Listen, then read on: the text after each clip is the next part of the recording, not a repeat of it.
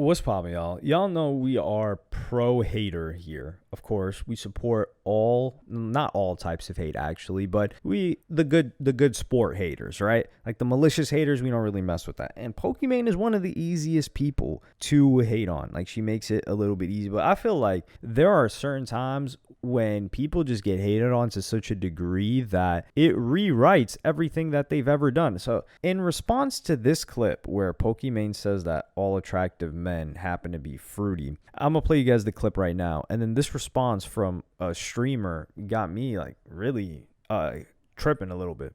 I don't know if this is controversial, but I'm in New York right now, and I've noticed that the most attractive men, all happen to be. Like, I'll meet a guy, I'll be like, and then I find out, and it's all of them. I don't know why. I don't know what's going on out there, but to be honest, it's really not that bad because they go from potential prospect to potential best friend, and isn't that nice?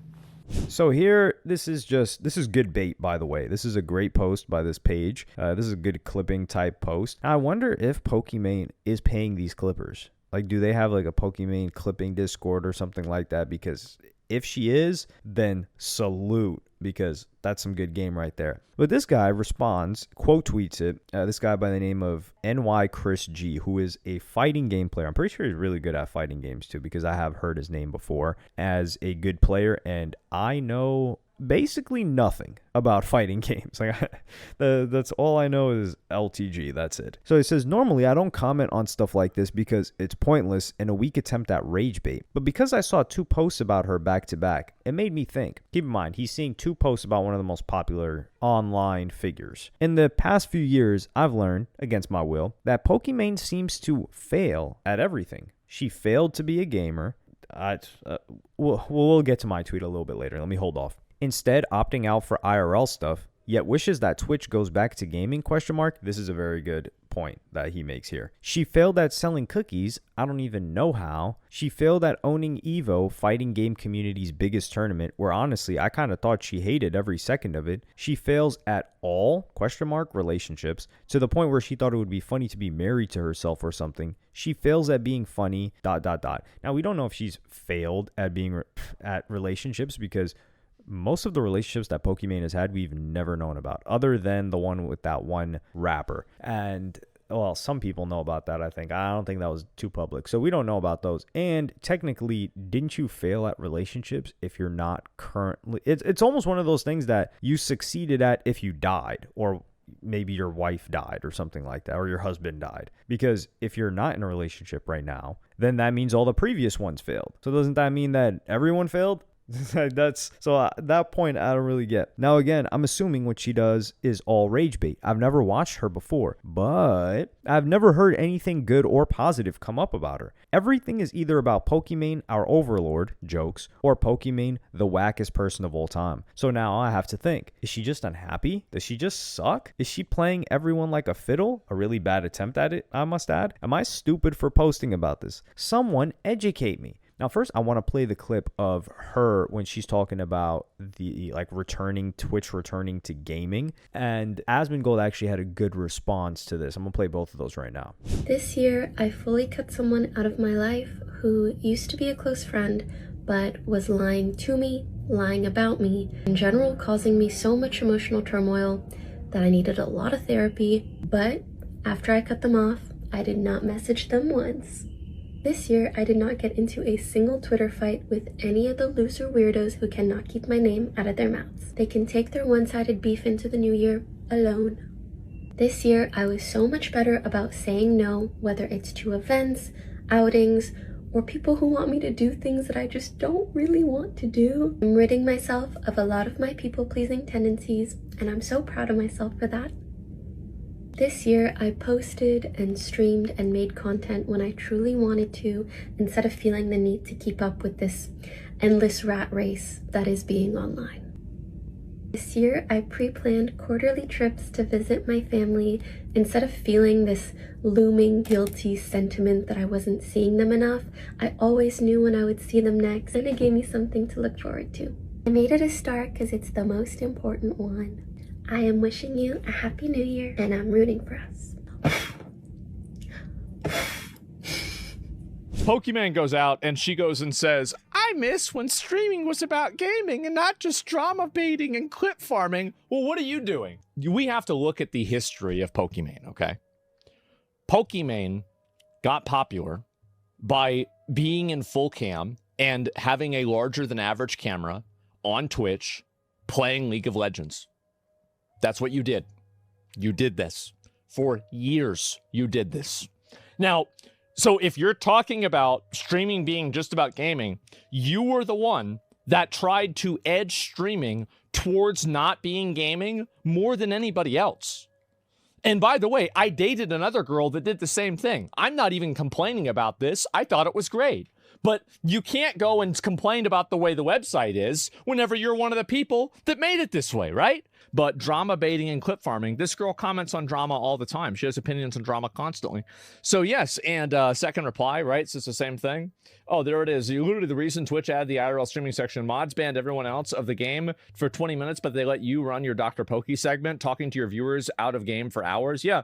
So this is one of the things that people might not remember about Twitch is that back in the day, Twitch actually used to have a rule where you could only stream video games. So you couldn't do any IRL. You couldn't do anything else other than stream video games. So like what a lot of people would do that were like kind of personality streamers back then, I think a great example of this would be Mitch, right? Is that Mitch, what he would do is he would just be in the WoW section running around the Dalaran talking to girls. So he would be in a video game, but only symbolically, right? He'd queue for one arena match every 2 hours. And that's about it. So yeah. And so, yeah, pre-hot tub era of Twitch. Yes, this was very, very pre-hot tub era or anything else. So then Twitch added IRL, and then it just kind of got more and more extreme after that. And you had more and more people that were doing, you know, personality-based content. So Pokimane was one of the first people that was doing that. So here he is correct. And I want to go back to my tweet because I actually posted something which was a fair response. God forbid, right? A hater leave a fair response. Come on now. And I said, nothing positive spreads about someone that's easy to hate. In 2019, Pokimane rented out an entire pizzeria for all of TwitchCon attendees to have free pizza. If you had a TwitchCon ticket, a badge or whatever, you could go there and get free pizza. And it was on Pokimane and she paid for it and she paid all of the workers. And this was... honestly, it wasn't made as big of a deal as everything, as her marrying herself, obviously, of course, right? And I said, Pokimane has also succeeded in growing through various games. She was originally a League of Legends streamer. She was one of the few girl streamers at the time. So there wasn't much competition in that market. But it also goes to show that she was authentic in that she enjoyed these games because... So there's something that shifts. There's a shift that happens when it's known that women can make money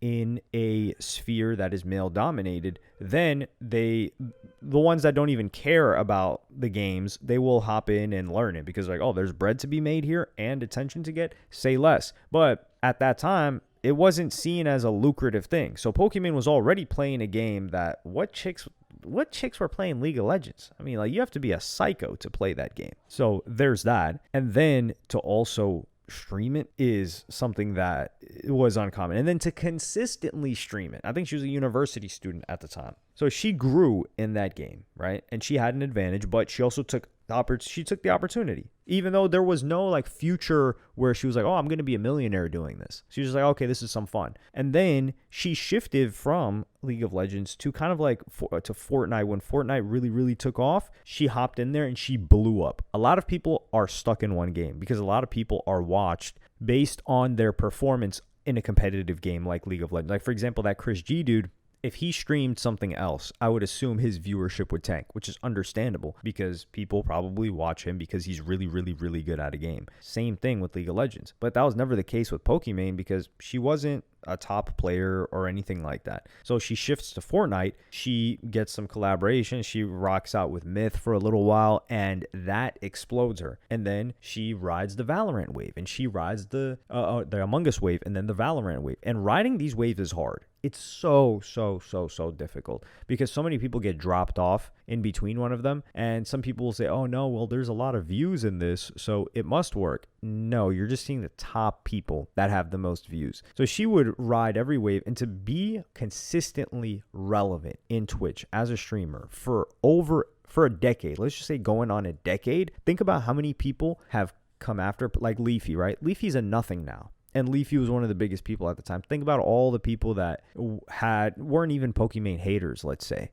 during 2015. How many of those people are still at the top? Like a Fusi, right? Like a Fusi was at the top of the tippy top of the game in 2015. Where is he now? Like he's like a legacy act, yeah, but he doesn't got the quote-unquote motion that Pokimane has right now. And I said people that were better than her at all of the games have failed at one transition, let alone multiple. So reading through this guy's replies, and someone says, everybody hates everything on Twitter. And this guy says, so you could say something good about her, right? LOL. And then he also retweets somebody that says, crazy that the only, quote, good thing about her I'm reading in quotes is that she's a millionaire, as if having money makes you good by default. I tweeted something that she did that was objectively good, and this guy didn't reply to it. He didn't acknowledge it, and it's because he just doesn't like her. That's it. And then he follows it up the next day on January 1st. So spending December 31st hating is crazy. I thought I was the only type of person to do something like that, but hey, listen, looks like there's more than one of me. And then he says, my biggest post of all time is a post about a person I don't care about.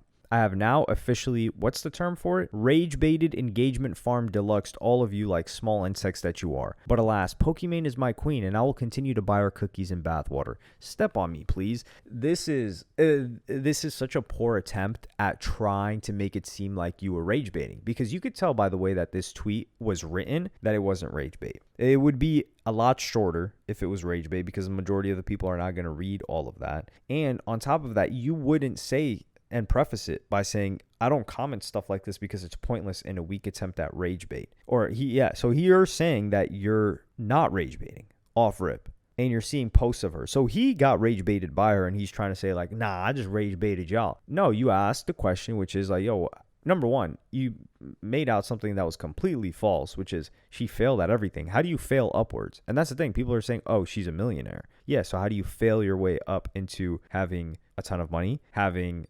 successful brand? I don't know about what other businesses she has, but she doesn't need to have other businesses. She's in the business of being Pokimane. Like, we don't, what brand or what companies does Ronaldo have? I don't know. What does Messi have? I don't know. He probably has like some investments in companies and different teams, but they are in the business of being themselves. That's the most profitable thing that they do. So Pokimane is in the business of being Pokimane. Nobody cares if, and I think the Evo thing happened because she was a partner in a company that bought Evo. It's not like she was like, okay, we're buying this, guys. She probably had some sort of contribution, but she was a partner in the company, and they were like, okay, she's big in esports. We're going to use her visibility to get more attention to this fighting game event, because if you're not into fighting games, it's really hard to watch, because you don't even know what the hell you're watching. And I'm one of those people. Like, you don't know what that person just did, and there's just such a learning curve that most people are not willing to go through. It's similar to like a game like for example, a Valorant or a Counter-Strike. You can watch that and be like, oh, okay, cool. You don't really have to know much about the game. But like a StarCraft, for instance, like, you put on StarCraft and someone's like, what the hell is going on here? Unless you're talking about the 1999 Spurs, then they would know everything that's going on. But that's a different story. But yeah, I think if you're going to hate on people, like, you got to at least be fair and show and take the time to look into things that they've done that are charitable. And this is something that Pokimane did that she doesn't bring up all the time, and we don't know what she's done in private. That's another thing. When people say like, yo, why does this person always have to do it on camera? Why do they have to have press when they do charity? Well, if they don't do that, then you're going to just pretend like they don't do it at all. So I got to do the best approach really is the Jay-Z approach, which is you do something and then you just get caught doing it, and a bunch of other people report you doing it, so you get the credit without looking like you're trying hard to make sure that you're doing something positive. But let me know what y'all think about this in the comments. Like and subscribe and hit the notification bell if you enjoyed, and I'm gonna see you on the next one.